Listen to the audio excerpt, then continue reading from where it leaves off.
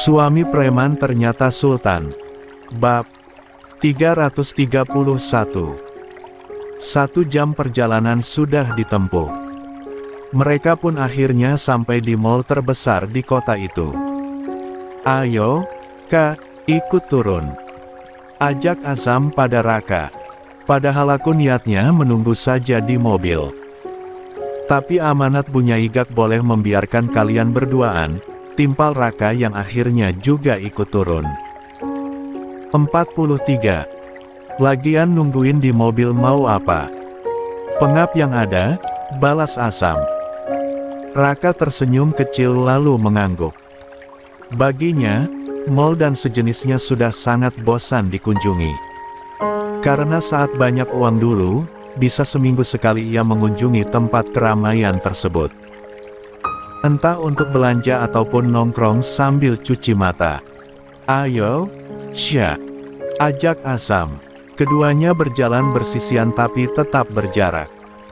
Tak sampai menempel apalagi bersenfan badan satu sama lain. Di belakangnya, Raka bak obat nyamuk yang terus saja mengikuti kedua sejoli tersebut. Hingga keduanya memasuki toko perhiasan dan Raka memilih duduk di kursi tunggu. "Tolong minta yang satu set ya. Modelnya ada yang gimana aja," kata Azam pada penjaga toko. "Baik. Silakan, ini modelnya bermacam-macam." Penjaga toko tersebut memperlihatkan beberapa set perhiasan dalam kotak merah dengan berbagai model yang cantik. "Silakan dipilih, Syah. Sukanya yang mana?" kata Azam. Ia ingin membiarkan calon istrinya itu memilih sendiri sesuai seleranya.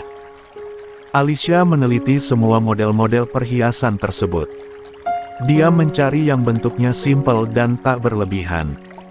Juga yang ukurannya tak terlalu besar. "Mas, aku mau lihat-lihat dulu perhiasan. Siapa tahu ada yang cocok." "Nah, kan, ternyata memang cantik-cantik." Alicia yang sedang fokus memperhatikan perhiasan di hadapannya, terganggu dengan suara tersebut. Suara yang baginya tak asing dan seolah pernah mendengarnya. Begitu Alicia mengangkat kepala dan menatap ke arah tersebut, sekujur tubuhnya langsung meremang dengan jantung berdebar. Bagaimana tidak, wanita parubaya yang sempat mempermalukan dirinya pada acara Raihan dulu, kini ada di hadapannya. Wanita yang sama yang pernah mengempatkan wajahnya waktu di puncak dulu. Entah kenapa mereka seringkali dipertemukan padahal Alicia sendiri sudah bertaubat dan tak pernah lagi mengganggu suaminya. Bahkan kini saat Alicia sudah merasa pergi sejauh mungkin. 44. Bulir keringat mulai muncul di beberapa bagian tubuh Alicia. Panas, itu yang ia rasakan padahal suasana di dalam mall begitu sejuk. Jantungnya pun masih bertalu-talu sehingga dia harus memalingkan wajahnya dari wanita parubaya berbadan tambun yang berdiri tak jauh darinya. Kejadian di puncak dulu dan kejadian di acara Raihan membuatnya merasa trauma. Ia tak ingin mengulangi hal serupa apalagi di tempat barunya. "Sudah ketemu yang cocok?" tanya Azam membuyarkan lamunan Alicia. Alicia sempat gelagapan hingga ia hanya menggeleng sebagai tanggapan. Tak berani mengeluarkan suara. Apalagi ia memang belum sempat melihat dengan jelas koleksi perhiasan yang ditunjukkan pegawai toko itu. Baru melihatnya sekilas. "Mau aku bantu?" tawar Azam lagi. Alicia mengangguk. Masih belum membuka mulutnya. Hanya matanya yang sesekali melirik wanita parubaya yang sedang anteng menatap deretan perhiasan di depannya. "Ma, sudah ayo.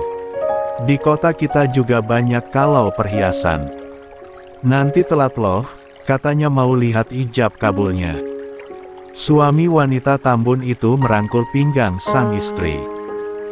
"Memang banyak, tapi di tiap kota pasti beda model-modelnya," balas wanita itu sembari mendelik. "Kalau gitu nanti dilanjutin. Selesai acara pernikahan rekan kerjaku. Gak enak kalau datang telat. Aku tamu kehormatan, timpal lelaki parubaya yang sempat menjadikan Alicia simpanannya. Ya sudah kalau gitu. Tapi janji nanti balik lagi, balas wanita tersebut. Penampilannya sungguh glamor dan sedikit berlebihan. Iya, janji. Lelaki itu buru-buru menggamit lengan istrinya dan mengajaknya segera keluar dari toko perhiasan. Melihat hal itu, Alicia mengambil napas lega. Setidaknya kali ini dia selamat dan tak dipermalukan lagi di tempat umum. Di gedung lantai atas memang sedang ada acara pernikahan. Orang paling terkaya di kota ini, kata pegawai toko perhiasan pada Azam dan Alicia yang sedang melihat-lihat koleksi perhiasan. Alicia hanya mengangguk kecil. Ia sekarang bisa fokus untuk memilih perhiasan mana yang disukainya. Yang ini sepertinya bagus. Alicia menunjuk salah satu kotak perhiasan dengan gelang rantai kecil juga kalung pendek dan sebuah cincin bermata satu. Iya, cantik. Tapi apa ukurannya gak kekecilan? Tanya Azam. Alicia menggeleng. Aku lebih suka yang kecil biar gak terlalu berlebihan. Baiklah. Azam setuju saja. Toh ia memang ingin memberikan sesuai yang diinginkan calon istrinya itu. 45. Yang ini berapa totalnya? Tanya Azam pada petugas toko. Sebentar. Petugas toko itu mengotak-atik kalkulator lalu menyebutkan nominalnya. Totalnya yang ini 27 juta rupiah. Azam mengangguk sembari mengeluarkan ponselnya. Bungkus, katanya. Ia pun segera membayar semuanya melalui ponsel. Ayo, Syah. Sekarang lanjut beli barang seserahan. Kalau untuk seperangkat alat salat sudah disiapkan Bu Nyai, kata Azam sembari melangkah keluar dari toko perhiasan. Gak perlu banyak-banyak. Cukup 2 atau 3 barang saja, pinta Alicia. Azam hanya tersenyum hingga akhirnya senyumnya mendadak hilang. Raka, ujarnya saat baru menyadari jika Raka tertinggal. Beruntung mereka belum jauh hingga Azam balik lagi ke toko perhiasan tadi. Cek. Mikirin apa sih, sampai-sampai gak sadar kalau aku dan Alicia sudah keluar dari sini. Azam menepuk pundak Raka yang sedang fokus memperhatikan anak lelaki seusia Naufan yang sedang memakan es krim ditemani orang tuanya. Kedua orang tua anak itu begitu perhatian dan nampak sangat menyayangi anaknya. Hingga tiap tetes es krim di bibir sang anak selalu siap dilap dengan tisu. Hal itu membuat kerinduan Raka pada anaknya semakin besar. Hanya saja, kemunculan Azam membuat Raka menghentikan lamunannya. Sorry, aku gak fokus. Hanya itu yang dikatakan Raka. Ia buru-buru berdiri dari duduknya dan tak lagi memperhatikan anak tadi. Diam-diam, Raka juga sempat mengusap matanya yang tadi hampir berkaca-kaca. Sekarang kemana? Tanya Raka. Toko sepatu, tas, dan keperluan wanita lainnya, jawab Azam. Oh. Raka menyahut singkat. Ia terus melangkah mengikuti Azam yang menghampiri Alicia. Ayo. Ajak Azam pada Alicia. Mereka pun berjalan menuju berbagai toko. Toko baju, jilbab, tas, sepatu, hingga wewangian seperti minyak dan seperangkat alat mandi. Hingga tangan Raka dan tangan Azam kini sudah sama-sama menenteng beberapa paper bag.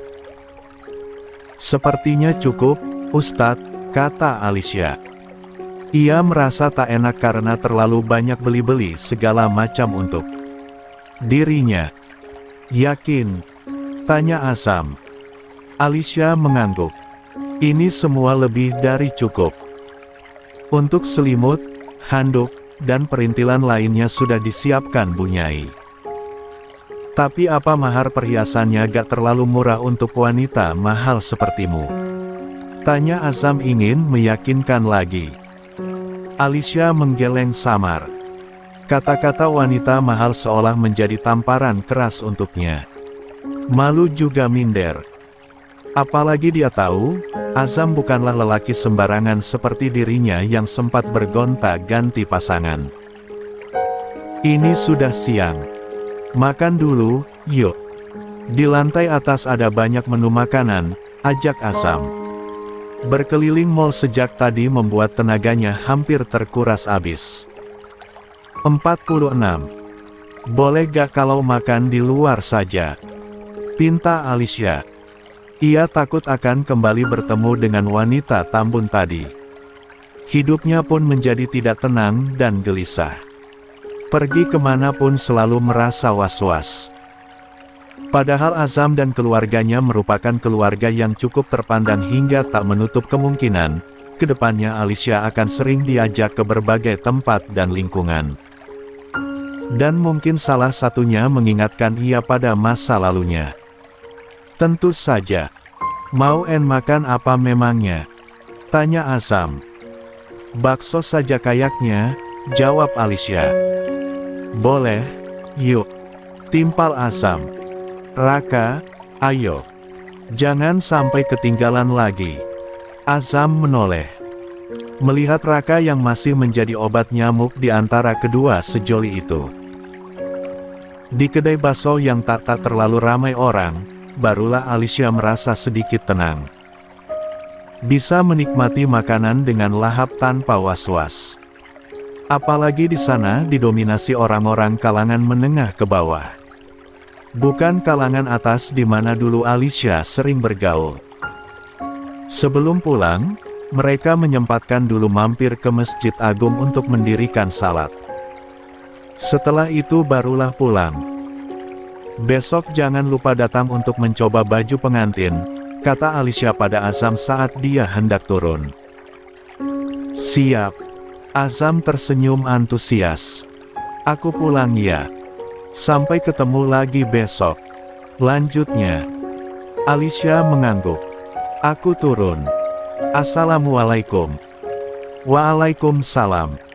Azam tetap memperhatikan Alicia sampai dia memasuki rumah. Setelah itu, dia meminta Raka untuk melajukan mobilnya. Sudah berapa lama kenal Mbak Alicia? Tanya Raka penasaran. Belum ada setahun. Dulu kami bertemu di acara kajian. Dikenalkan Amira. Mulai ada perasaan saat Alicia mengajar di pesantren, jawab Azam. Alicia memang baru setahun berada di kota ini. Sebelumnya entah di mana. Dia gak pernah cerita, lanjut Azam. Oh. Raka menyahut singkat. Kalau Ustazah Amira, sudah lama kenal. Lumayan. Ada kayaknya 3 tahunan, jawab Azam. Raka manggut-manggut pelan. Kenapa tiba-tiba tanya Ustazah Amira? Pasti ada someti murong nih, kelakar Azam membercandai Raka. Gak ada. Cuma tanya saja. Biar ada bahan obrolan, balas Raka sejujurnya. Kirain ada yang sedang ditaksir, timpal Azam. Raka tersenyum tipis. Terlalu jauh untuk berpikir ke arah sana. Aku masih menikmati kesendirianku. Lagi pula, wanita mana yang mau menerima lelaki mantan narapidana sepertiku? Semangat. Aku yakin kamu akan diberikan jodoh terbaik dari Allah. Apalagi aku yakin kalau kamu adalah orang yang baik, timpal Azam. 47. Terima kasih. Hanya itu tanggapan Raka. Meski ia sendiri belum merasa jadi orang yang baik. Hanya sedang berusaha. Oh, iya. Besok jangan lupa antar ke rumah Alicia lagi untuk coba baju pengantin, kata Azam. Siap, laksanakan. Timpal Raka sembari mengangkat tangannya mengambil posisi hormat. Azam terkekeh. Keberadaan Raka membuat hari-harinya semakin ceria dan bahagia. Apalagi pernikahannya tinggal menghitung hari saja. "Istirahatlah. Pasti capek kan?" kata Azam saat keduanya sampai di depan kediaman Abah. "Jadi obat nyamuk doang padahal," timpal Raka berkelakar. "Aku turunin barang belanjaannya dulu," lanjut Raka sembari membuka bagasi mobil. "Azam, masuk. Bu Nyai sedang." Sebuah suara yang begitu nyaring membuat Azam dan Raka menoleh. Di ambang pintu sana, berdiri dengan wajah yang tak bisa diartikan. Azam dan Raka saling memandang. Keduanya heran dengan sikap Bu Nyai yang tak seperti biasa. Meskipun sedikit judes tapi tak pernah terlihat seperti itu. Seperti sedang menahan amarah. "Sabar dulu, Bu. Bisa dibicarakan baik-baik. Siapa tahu ini cuma fitnah." Abah yang ada di samping Bu Nyai memegang pundak istrinya itu. "Azam." Bu Nyai kembali menyeru lebih lantang membuat Azam langsung melangkah mendekat. Tak memperdulikan lagi barang belanjaan yang sedang diturunkan Raka. 48. "Sudah selesai packingnya, Bu?" tanya Abah pada sang istri. Dini hari besok, keduanya memang akan berangkat keluar kota untuk membersamai para jemaah yang ingin berziarah. "Sudah, Bah. Bawaannya juga gak banyak kok. Toh cuma 2 hari, timpal Bu Nyai. "Semoga semuanya dilancarkan ya. Semoga bisa segera pulang lagi. Biar kita fokus mempersiapkan pernikahan Azam yang gak nyampe seminggu lagi," balas Abah.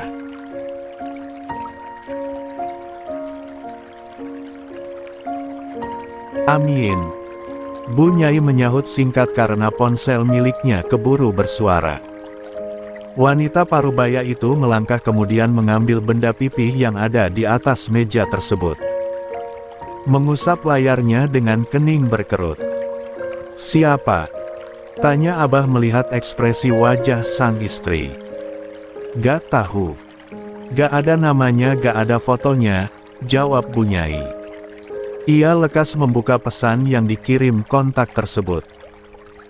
Bu Nyai yang semula sedang berdiri langsung duduk di tepian tempat tidur dengan jantung berdebar saat gambar pertama berhasil diunduh. Bagaimana tidak, gambar tersebut memperlihatkan foto Alicia saat sedang menjadi model majalah Dew4 Sadulu. Bukan hanya satu foto saja tapi beberapa foto dengan pose yang begitu menantang. Jantung Bu Nyai semakin berdebar saat membuka sebuah video di mana Alicia sedang dilabrak oleh seorang wanita paruh baya diselingi jam 4 kan di rambutnya, cakaran di wajahnya, juga berbagai cacian yang dilontarkan. Kata-kata pelakor dan J4 Lang terdengar begitu jelas dalam video tersebut. "Video apa itu, Bu?" Abah yang merasa aneh dengan suara-suara dari ponsel sang istri bertanya. Lalu menghampiri dan duduk di samping istrinya itu. Abah lihat sendiri. Dengan wajah merah padam, Bu Nyai menyerahkan ponselnya pada Abah. Mata laki-laki paruh baya itu ikut membulat melihat semuanya. Apalagi saat ada pesan baru yang kembali dikirim nomor tersebut. "Pesan suara," kata Bu Nyai. "Cepetan buka," lanjutnya tak sabaran. Suara percakapan Alicia dengan dokter langganannya pun langsung terdengar begitu pesan suara itu diputar. Dan hal itu membuat wajah Bu Nyai semakin merah padam. "Sejak awal, saya gak setuju atas pernikahan Azam sama Alicia. Sekarang Abah lihat sendiri kan, ternyata Alicia gak sebaik itu. Bahkan dia sampai mengidap penyakit karena..." Bu Nyai tak melanjutkan kata-katanya. "Astagfirullah. Bahkan saya gak sanggup meneruskannya. Intinya Alicia bukan wanita baik-baik," lanjut Bu Nyai menggebu-gebu. Sementara Abah hanya terdiam dengan tatapan kosong. Apa yang dilihatnya baru saja, seolah mimpi di siang bolong. Tak pernah ia duga sebelumnya. 49. Pokoknya kita harus batalkan pernikahan Azam dan Alicia. Saya gak ridho anak sebaik Azam harus menikah dengan wanita seperti Alicia, tutur Bu Nyai tegas. Sabar, Bu. Kita harus cari tahu dulu kebenarannya. Timpal Abah mencoba menenangkan. Ia juga tak ingin gegabah mengambil keputusan. Cari tahu apanya? Bukankah semua sudah jelas? Balas Bu Nyai kesal. Siapa tahu itu cuma fitnah. Abah masih berusaha berpikir positif. Fitnah dari mananya? Jelas-jelas itu memang Alicia, kukuh Bu Nyai. Mana Azam belum pulang-pulang? Keluhnya sembari melirik jam dinding. Sabar, tahan dulu. Kita bisa bicarakan ini baik-baik. Jangan pakai emosi. Tutur Abah masih mencoba bersikap tenang. Nah, itu pasti Azam. Kata Bu Nyai begitu mendengar suara deru mesin mobil di halaman rumahnya. Wanita parubaya itu langsung melangkah cepat menuju pintu dan membukanya. Azam, masuk. Ia tak bisa menahan diri meski untuk 1 detik pun untuk mengkonfirmasi apa yang baru saja dilihatnya. Azam yang tak mengerti apa-apa hanya melongo keheranan. Padahal hatinya sedang berbahagia dan berbunga-bunga setelah menghabiskan waktu berjam-jam bersama calon istrinya. Azam. Bu Nyai kembali menenyeru kencang. Masuklah, biar aku yang turunin. Kata Raka pada Azam. Azam menghela napas pelan lalu mulai melangkah mendekati Bu Nyai. Ia juga sempat melirik Abah yang berdiri di sisi istrinya dengan wajah tak enak. Ada apa ini Abah, Bu Nyai? Tanya Azam keheranan. Masuk. Kita bicara di dalam. Kata Bu Nyai tegas. Abah hanya mengangguk pelan agar putranya itu menurut. Mereka bertiga pun akhirnya memasuki rumah lalu duduk di sofa depan. Jantung Azam mulai berdetak kencang. Lah yakin ada hal yang tak beres sampai-sampai dirinya didudukkan bak seorang pesakitan. Tolong jelaskan ini apa maksudnya sama Abah sama Bu Nyai. Bu Nyai menyerahkan ponsel miliknya pada Azam. Di mana di layarnya terdapat semua pesan yang dikirim nomor tanpa nama tadi. Kening Azam berkerut banyak saat menerima ponsel.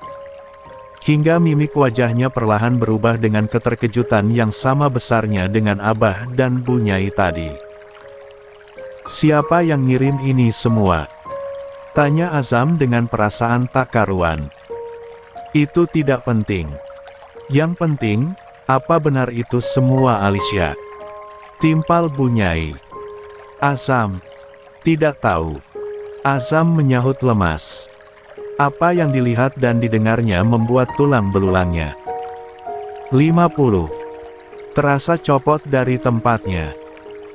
Seharusnya sebelum memutuskan untuk menikahi seorang wanita, kamu cari tahu dulu seluk-beluk masa lalunya, tutur Bu Nyai. Azam hanya bisa tertunduk. Ia sungguh tak menyangka dengan masa lalu kelam calon istrinya itu. Apalagi ia terlanjur mencintai Alicia. Terlebih setelah diperbolehkan melihat wajah calon istrinya itu sebelum keduanya sama-sama memutuskan untuk menjalin hubungan yang lebih serius. Kalau sudah seperti ini bagaimana? Apalagi kalau orang-orang sini tahu kelakuan calon istrimu itu. Mau disimpan di mana wajah Abah sama Bu Nyai? Tutur Bu Nyai begitu emosional. Bu, sabar. Belum tentu orang-orang sini tahu. Lagi pula kita belum tahu persis bagaimana cerita sebenarnya. Setidaknya kita harus kasih waktu buat Azam untuk berbicara langsung dengan Alicia tentang semua ini, timpal Abah yang tak mengedepankan amarahnya. Yang namanya bangkai, serapat apapun pasti akan tercium. Kalau gak sekarang ya ke depannya, balas Bu Nyai. Azam mengusap wajahnya kasar. Fakta pahit yang diketahui di hari-hari menjelang pernikahannya bak mimpi buruk yang tak bisa dihindari. Namun bagaimana lagi, hatinya terlanjur tertaut pada Alicia. Azam akan tanyanya ini pada Alicia besok. Kalaupun semua ini memang benar, mungkin itu hanya sebatas masa lalu Alicia. Gak ada salahnya kan dia ingin berubah menjadi lebih baik. Toh pintu ampunan Allah selalu terbuka buat siapapun, tutur Azam mencoba menegarkan diri.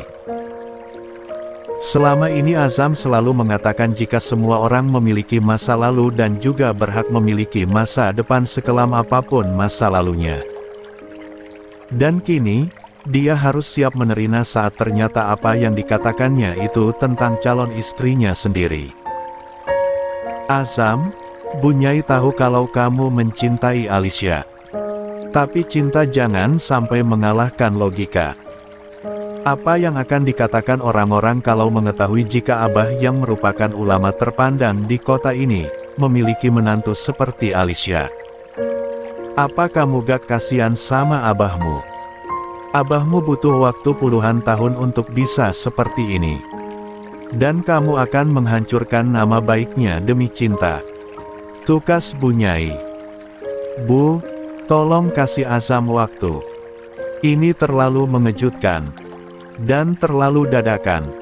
Azam juga lagi berusaha berpikir. Timpal Azam dengan raut wajah mulai frustasi. Hari pernikahanmu masih 5 hari lagi. Masih ada waktu untuk membatalkannya, tutur Bunyai. Tidak semudah itu, Bu. Undangan terlanjur disebar, dekor, catering, semua terlanjut dibayar. Gak mungkin diminta kembali, balas Azam. Saya lebih rela kehilangan uang-uang itu daripada harus melihatmu menikahi wanita yang tidak bisa menjaga dirinya, menjaga kehormatannya, dan membuat malu keluarga kita terutama nama baik abahmu, timpal Bunyai tegas. Sudah, Bu. Sabar dulu. Biarkan Azam memikirkan semuanya. Dia punya akal, dia punya hati. Biarkan dia menentukan pilihan yang terbaik menurutnya. Dia bukan anak kecil lagi. Abah yang dari terdiam karena kebingungan harus mengambil tindakan apa akhirnya ikut bersuara. Abah tidak mengerti. Yang namanya orang lagi jatuh cinta itu di mana-mana suka kehilangan akalnya. Yang dia pikirkan cuma cinta dan cinta, balas Bunyai kesal. 51. Abah yakin Azam orang yang bijaksana. Kalau dia tetap memilih meneruskan pernikahannya, itu berarti jalan terbaik menurutnya, timpal Abah. Abah sama Azam sama saja. Gak ngerti perasaan saya. Bunyai merajuk. Dia berjalan kasar menuju kamar lalu menutupnya. Biar Abah nanti yang bicara sama ibumu. Kamu tenangkan pikiran biar bisa mengambil keputusan yang tepat untuk masa depanmu, tutur Abah begitu tenang. Penuturan Abah setidaknya membuat hati Azam sedikit lega. Meski masih begitu kecewa dengan apa yang diketahuinya, tapi ia juga tak bisa serta-merta untuk langsung membatalkan pernikahan yang sudah diambang.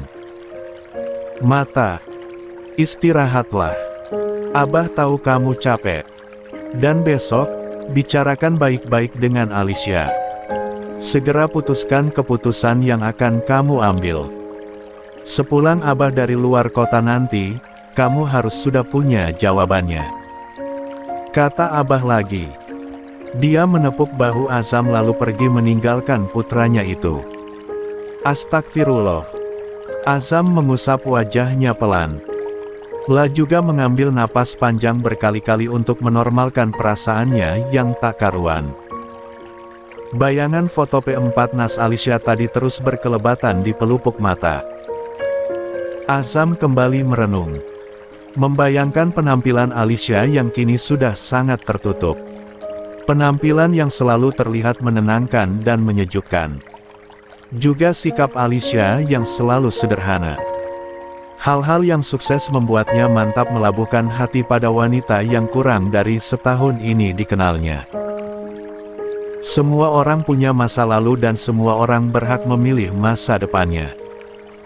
Kata-kata itu terus berputar-putar di kepala. Kata yang sangat mudah diucapkan tapi berat untuk diterima. Alicia. Azam terbayang senyum malu-malu dengan sepasang pipi merona calon istrinya itu saat pertama kali membuka cadar untuk memperlihatkan wajah padanya. Paras cantik yang hanya pernah dilihatnya sekali saja dan cuma sekejap saja tapi mampu membuat Azam tak berkedip dalam beberapa saat.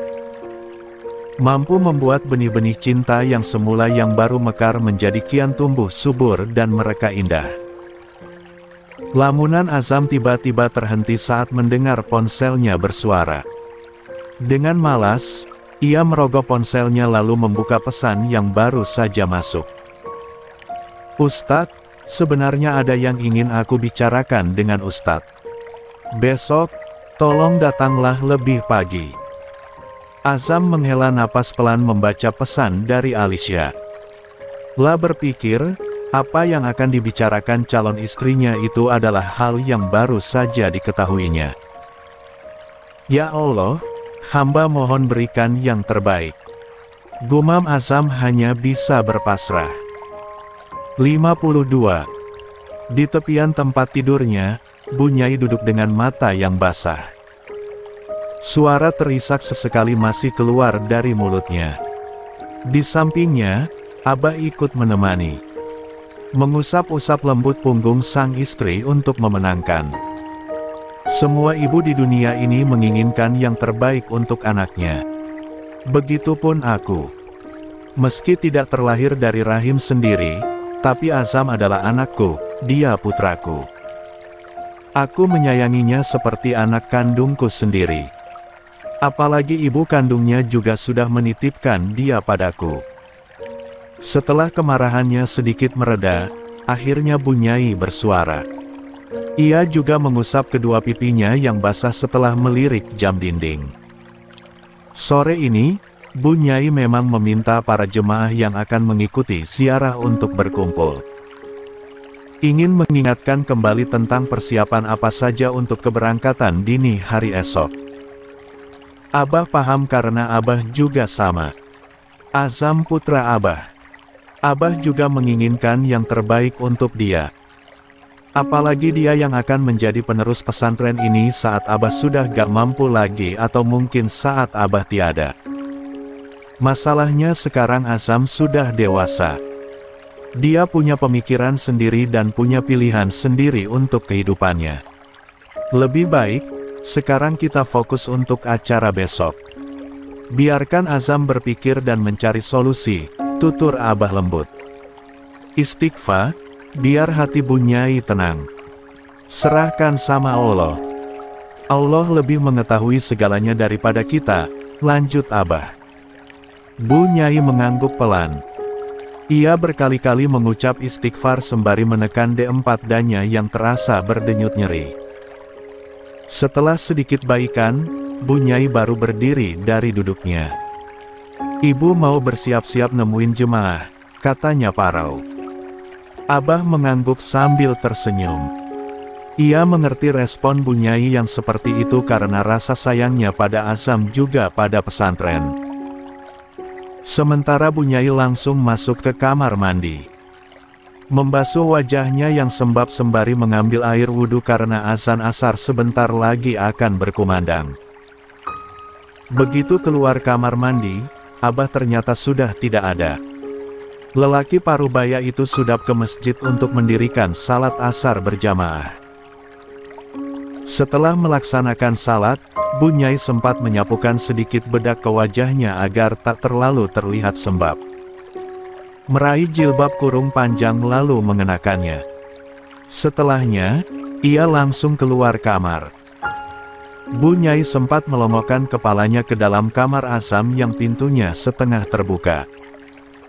Putranya itu sedang duduk menunduk di tepian tempat tidur sembari menopang wajah dengan kedua tangan. Bunyai hanya menghela napas pelan. Ia paham, Perasaan Azam sama seperti dirinya yang tak karuan. Bu Nyai pun memilih langsung berlalu tanpa ingin mengganggu Azam. Membiarkan sang putra menikmati kesendiriannya. Bu Nyai. Sepanjang berjalan menuju aula pesantren yang sudah ditentukan untuk berkumpul, tak sedikit para jemaah yang menyapa Bu Nyai dengan ramah. Hingga akhirnya Bu Nyai sampai di aula yang sudah dipenuhi. 53. Para jemaah. Assalamualaikum, sapa Bu Nyai. Apa semuanya sudah berkumpul? Lanjut Bu Nyai. Sudah.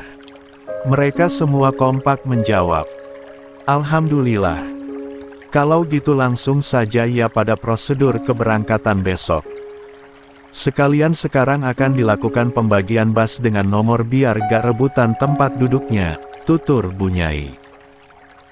Wanita parubaya itu menyampaikan banyak hal penting untuk acara esok hari. Mengingatkan kembali barang-barang yang wajib dibawa juga memberikan sedikit wejangan. Cukup sekian yang perlu saya sampaikan. Untuk nama-nama dan tempat duduknya, silakan dilihat sendiri. Sudah saya tempelkan di mading, tutur Bu Nyai lalu diakhiri dengan salam. Para jemaah itu berebut untuk melihat nama-nama mereka. Tapi tak sedikit yang memutuskan untuk langsung pulang karena malas berdesakan. Toh besok pun masih bisa dilihat sebelum keberangkatan. Bu Nyai sendiri pun langsung pulang. Berjalan di belakang para jemaah yang bergerombol. Tahu gak, ada gosip terbaru yang di-share di grup RT tadi siang. Gosip apa? Apaan? Cepetan katakan. Sabar. Tenang dulu. Kabarnya, calon menantu Abah adalah mantan model majalah Dew4sa. Itu loh, yang fotonya tuh suka pakai dalaman doang. Astagfirullah. Masa sih? Iya. Lihat sendiri di grup RT. Malahan, katanya juga, dia adalah Ani-Ani. Ani-Ani itu apa? Yang main film bareng Rhoma Irama. Ish, gitu doang gak tahu. Ani-Ani itu bahasa lainnya simpanan suami orang. Per3K, pelak 0R, Gevendik, sama aja artinya. Astagfirullah. Masa iya Ustadz Azam mau menikah dengan wanita kayak gitu? Kayak gak ada wanita lain aja. Dia kan tampan, mapan, soleh lagi. Tapi masa iya sih? Bukannya calon istri Ustadz Azam itu bercadar ya? Siapa tahu cadarnya buat menutupi kebusukannya. Astagfirullah, jangan bilang begitu, dosa. Siapa tahu sekarang sudah taubat. Kalaupun sudah taubat, tetap saja kasihan Ustadz Azam dapatnya barang bekas. Apalagi kalau pernah punya penyakit. Apa gak ngeri kalau nular? Hih. Sudah. Jangan gibah terus. Bu Nyai hanya bisa mengelus D4 saat mendengar beragam komentar dari para jemaah. Kekhawatirannya. 54. Akhirnya terjadi juga. Orang-orang di lingkungan itu terlanjur mengetahui kenyataan tentang Alicia. Begitu sampai di rumah, ia langsung mengadukan semua itu pada Abah. Wanita parubaya itu kembali menangis. Benar kan, Bah? Orang-orang akhirnya tahu tentang Alicia. Bagaimana ini? Mau disimpan di mana muka kita, Bah? Bagaimana nasib nama baik kita dan pesantren? Keluh Bu Nyai dengan air mata yang semakin bercucuran. Bu Nyai menjadi saksi bagaimana beratnya perjalanan Abah Hashim bersama istri yang merupakan adik Bu Nyai merintis segalanya dari awal. Tak mudah dan penuh rintangan. Rasanya ia tak rela perjuangan panjang itu berujung sia-sia jika nama baiknya justru dihancurkan oleh putranya sendiri. Sudah. Kita pasrahkan pada Allah. Toh Azam juga belum mengambil keputusan, timpal Abah menenangkan. Jangan sampai hal ini mengganggu kelancaran acara besok. Kasihan para jemaah yang sudah menunggu lama untuk momen ini.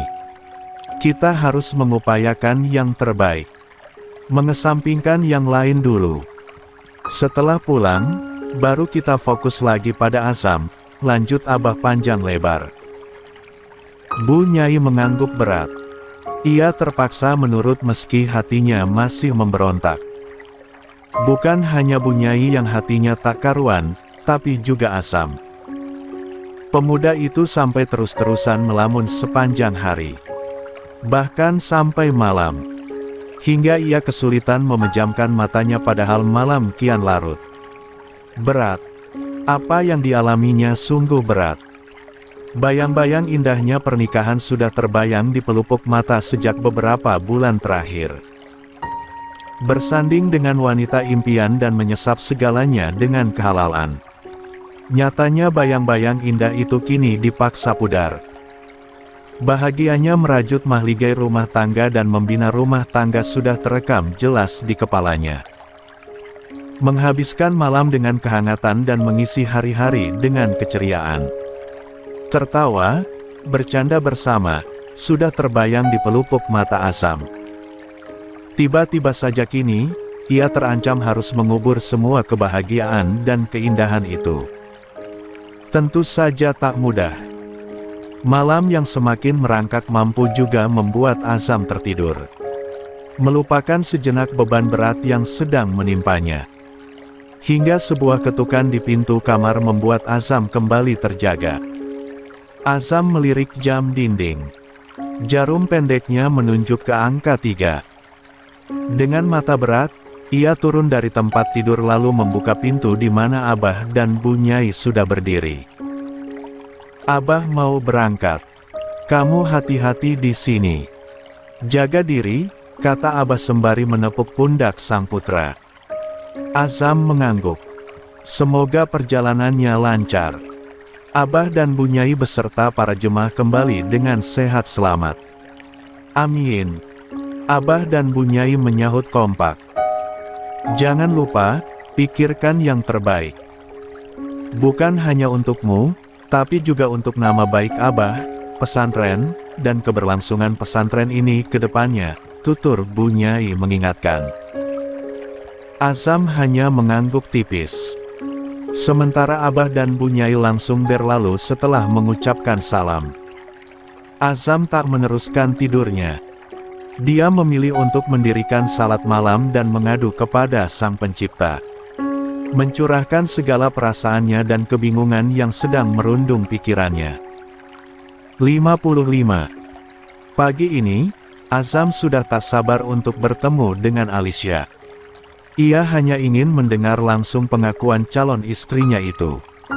Hingga tak lama setelah salat subuh, dia langsung menemui Raka. Gak salah kita ke rumah Mbak Alicia jam segini? Tanya Raka sembari menyapukan pandangannya ke sekeliling di mana hari masih sedikit gelap. Bahkan matahari saja belum muncul. Azam mendengus pelan lalu duduk dengan kasar di undakan tangga menuju kamar Raka. Tatapannya lurus ke depan, kosong dan penuh kebingungan. Melihat hal itu, Raka ikut duduk di sebelah Azam. Ia memang tak tahu menahu tentang apa yang sedang menimpa Azam. Karena sejak kemarin, keduanya belum bertemu lagi. Lebih tepatnya Azam yang sengaja mengurung diri untuk mencari ketenangan. Ada apa? Apa yang terjadi? Sepertinya calon mantan lagi galau, kelakar Raka ingin mencairkan suasana. Karena biasanya, Azam akan langsung bersemu merah mendengar panggilan itu. Tapi kali ini ternyata tidak. Azam justru menyugar rambutnya kasar. Aku belum bisa cerita, akunya. Ia tak mungkin menceritakan hal itu karena aib calon istrinya sendiri. Baiklah. Aku mengerti. Apapun itu, aku hanya bisa mendoakan yang terbaik, timpal Raka. Cukup lama keduanya sama-sama terdiam hingga suasana mulai terang. Ayo sarapan dulu. Pergi ke rumah calon istri juga butuh tenaga. Ajak Raka. Azam mengangguk malas. Sejujurnya ia sedang tak berselera makan. Hanya saja perutnya terus bersuara karena sejak kemarin belum diisi. Pagi, Ustadz, sapa Amira yang juga sedang sarapan. Azam mengangguk pelan sambil tersenyum tipis. Begitupun Raka. Jadi fitting baju pengantin? Tanya Amira lagi. Insya Allah. Azam menjawab singkat. Amira menatap Raka. Kenapa? Tanyanya cuma dengan gerakan bibir. Raka hanya mengendikan bahu karena memang tak tahu apa-apa. Amira pun memilih untuk melanjutkan makannya. Baru saja Raka akan menyendok nasi, Azam tiba-tiba bersuara. Mana kunci mobil? Tanyanya. Ada ini. Raka mengeluarkan kunci itu. Azam langsung menyambar kunci tersebut. Aku pergi sendiri saja, katanya. Tapi, Raka berusaha mencegah.